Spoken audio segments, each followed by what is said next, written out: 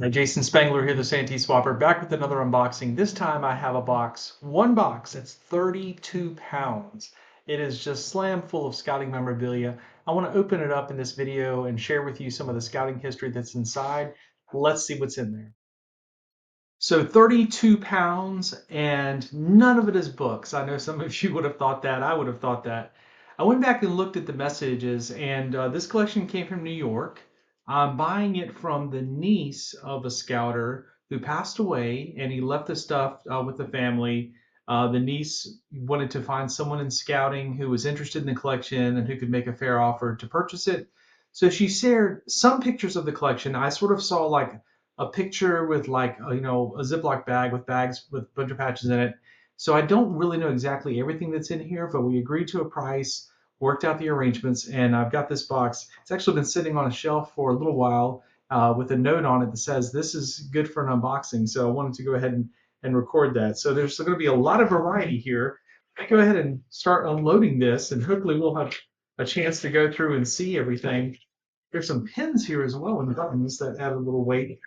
And then I know there's some uniforms. I think that's what's in the trash bag. Saw that as well. And this guy was from New York. So, and I think probably, not New York City, New York, obviously big state. So there's a lot of different parts of that. But as you can see, some of these gallon-sized bags are just really, really full of patches, which is always good. Here's a little baggie of Cordero flaps and counter shoulder patches. One there, and more stuff, and more stuff, and more stuff, and more, and more. It's a good problem to have when you're a scout patch collector, just to keep unloading. Then one of the things that's kind of interesting in this collection is that there's quite a few foreign items. And so here's some stuff from Scouts Canada that was in a little frame. And then there's some binders that have foreign patches as well. When I say binders, I mean album pages. And so you kind of see here, these album pages are full of what they call district patches in England and some other areas as well. So that's kind of cool. I think we're going to see evidence of where all this came from in just a second. And there are lots of baggies. These are all sorted out by state, it looks like, which is pretty helpful to me. Okay. All right, almost to the end of the box. Some Maravellas. Okay, wow. Got it all unloaded. Okay, so as I was saying, we get a little bit of a clue here. This is what I suspect, because this is in the collection. I mean, again, just a theory, but what I try to do is piece together some of the breadcrumbs and kind of use that as evidence. This jacket patch set came out at the '83 World Jamboree, which was held in Alberta, Canada.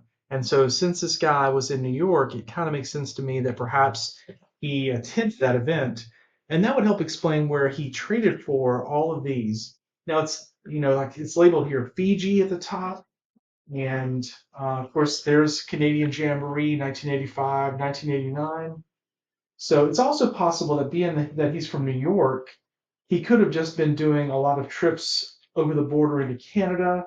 Again, we already saw one thing from Canada, and here's a whole other page with items from Canada. So there have been, the other international camporees that happened between American Scouts and Canadian Scouts. So it could have been going to those as well. So just lots and lots of Scouts Canada stuff here. Can't even hold it all. There's so much of it slipping around. And then over here, I've got a couple of binder pages of merit badges trying to roll around. If I look at these are all sort of that what we would call type H, I believe, which are plastic backs. Some of these are still the modern designs, but these backings are just clear plastic backing. There's a few on here that are discontinued, like beekeeping is no longer a merit badge, and this one here is kind of your predecessor to sit in that world. So there's a few badges there that don't exist anymore. And of course, these are older ones here going back into the 50s and 60s. So always good to see some merit badges there. Okay. So then where to start? Where to start? here's, I don't know, again, don't quite know if the person went to this or if they just collected it, but here's some stuff from the World Jamboree held in Australia, along with the 1989 National Scout Jamboree. Then this is not unusual to find in collections either. You have some Scout stamp type items, and so these are, I believe, what you would call first day covers, which to stamp people is kind of a thing where it's like an envelope or it has the stamp on it. Um, and so these are all from different countries. So again, definitely a lot of international stuff in this collection. That might have been something that he was interested in.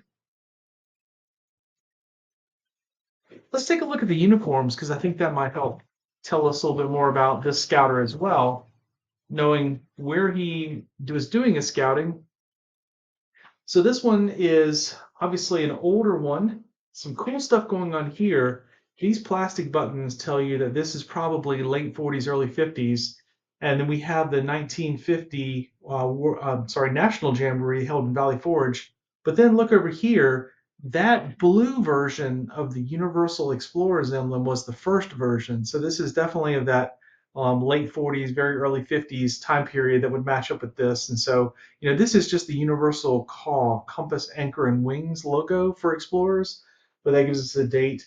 And then the fact that over here in the town is Niagara Falls, I guess we all know where that is, right on the Canadian border. Hey, I might explain all this Canadian stuff, right? We have, this is in what we would call that Explorer community strip colors with the green and the brown. And these are felt Explorer unit numbers. And then here's some more modern shirts. So Lodge 159, again, we saw already a little bit of stuff from the 89 Jamboree. And this Greater Niagara Frontier Council, that would have been right there with Niagara Falls matching up. Scoutmaster and that troop. And then let's see what this is. This is just, a couple more of them. He's got two more of these shirts. See if there's any patches on here. So this is the 1950 Jamboree patch. This is the sort of, I guess you would call it a composite. Some people call it the cloth one. And so this one here is, you don't often see that sewn on uniforms because I'm not sure if that was meant to go on uniforms or maybe more on a pack. But again, Niagara Falls, same thing here. Let's see if this temporary patch, nope, 1950. This one doesn't look like it's ever been washed because certainly if it had been washed, you know what feels weird? I'm feeling in here, I think there's a patch inside the pocket. I wonder maybe if the other 50 Jamboree patches in here. No, maybe not. I feel like there was something underneath there, but maybe not. It's like people find money in the jeans of things they buy at the thrift stores. Like, oh, maybe there's a patch in this pocket, but what happened was the patch was sewn all the way through, so that the pocket then was unusable. You can kind of see there. So just felt something through there. And then we still got another tan shirt again, 89 Jamboree, which I attended as a youth. So we would have been at the same event. And in this case, this one shows an assistant scoutmaster. So that's that. And then we have a belt in there as well. These are the classical Western style BSA belts. If this is a good size, some of these are stamped with a date on it. This one's been worn out, so you can't quite see, but looks like a fairly decent size for that belt. So I know it could be used by someone today. So this had a little bit of heft to it, this Rubbermaid tote. See here, this Calumet Camporee, Allegheny Highlands. Again, New York has a lot of crossover with Canada.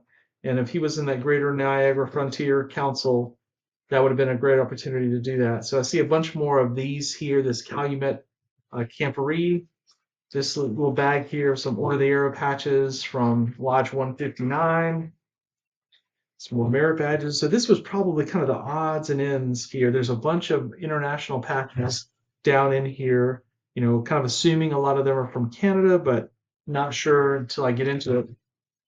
And then I saw this when I first pulled it out.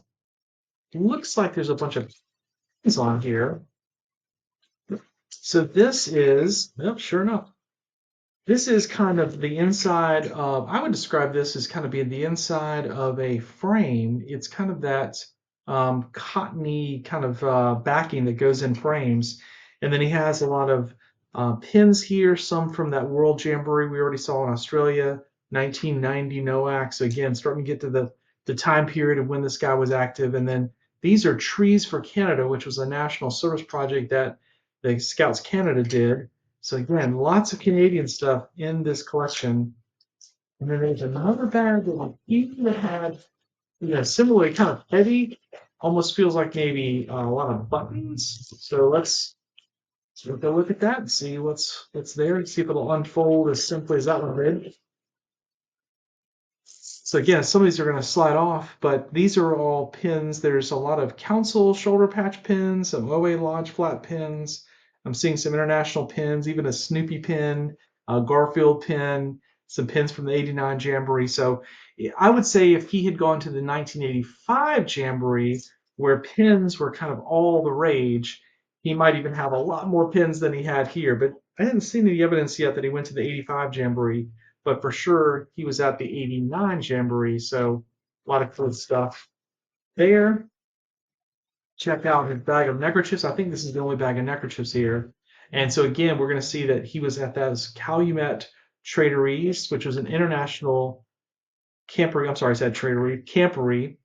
Then he's got some other things here. This is a conclave neckerchief for that part of New York. And then again, that Calumet, that international traderie, he was going to those. Obviously where he was getting a lot of this Canadian stuff.